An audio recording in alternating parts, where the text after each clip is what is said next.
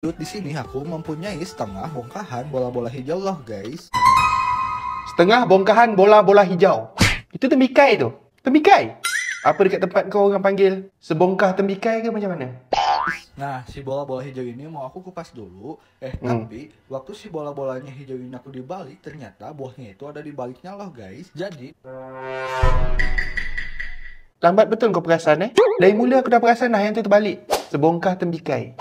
di sini aku mau ambil daging dari buah ini ya guys. Oke, Setelah diambil. daging buahnya semua terambil di sini, aku mau balikin lagi ya guys ke cangkang buahnya. Lanjut. Nah,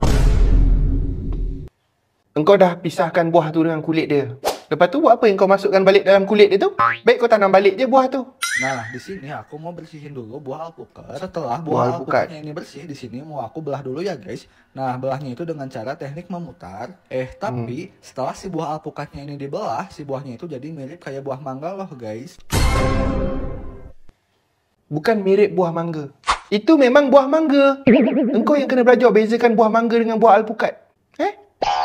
Setelah dibelah di sini kemudian mau aku beset-beset dulu ya guys. Setelah si buahnya itu dibeset-beset dan bisa berubah menjadi kayak bunga kayak gini, kemudian Itu bentuk kotak-kotak bang. Kotak-kotak. Mana ada bentuk bunga? kita sisihkan dulu. Kemudian di sini mau mengoseng dulu. Buah tembikai tadi apa cerita? Buah mangga tu apa cerita? Ujung-ujung kau tumiskan bawang Salah aku juga, aku lalai. Aku lalai. Korang jangan lalai. Sebab apa? Sebab hari ini Alat Dapur ada buat warehouse sale up to 80% sehingga 9 November 2025. Ini bukan promote Bukan promote. Kipas siling serendah RM89. Murah ke mahal? Jangan cakap aku tak kipas. Kipas siling KDK 60 inci. Harga serendah RM159 sahaja.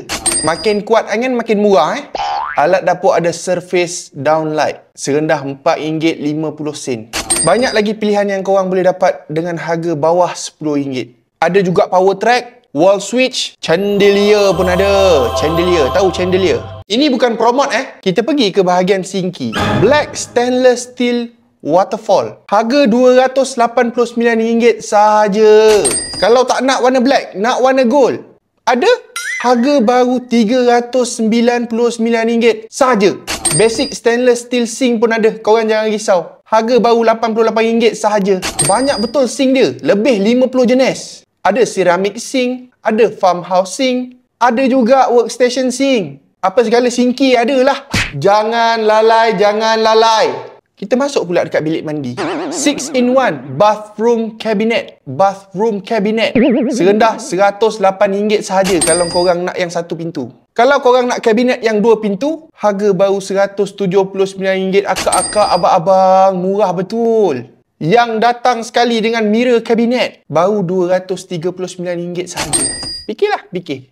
Alat dapur ada jual jamban. Korang beli 2 piece, RM165. Kalau beli 1 piece, RM228 sahaja. Memang orang cakap harga flash lah. Pagi-pagi dah menggigil nak mandi. Apa korang risau? Alat dapur ada jual water heater. Harga baru RM179 sahaja. Korang nak yang datang sekali dengan rain shower pun ada. Yang penting mandi. Dah mandi-mandi tu kita singgahlah kejap ke dapur. Standing cooker. Jangan kau ragukanlah, memang yang kualiti terbaik-terbaik punya.